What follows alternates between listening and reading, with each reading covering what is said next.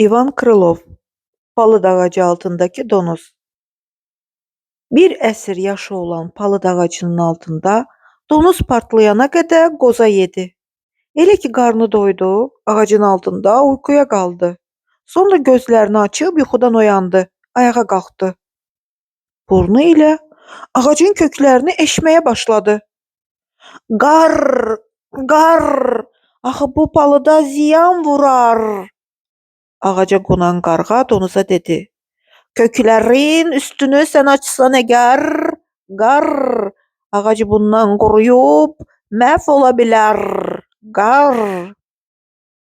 Qoy qurusun, qoy məhv olsun, donuz dedi. Bu məni narahat etmir. Ağacdan bir fayda görmürəm ki mən. Bir əsr olmasa burada palıd, vecimə olmaz, üzülmərəm mən. Təki qozalar çox olsun. Onları yeyib mən kökəlirəm. Nankor, palıd donuza dedi. Əgər o burnunu yuxarı qaldıra bilsəydin, görərdin ki sən yediyin qozalar üstümdə bitir.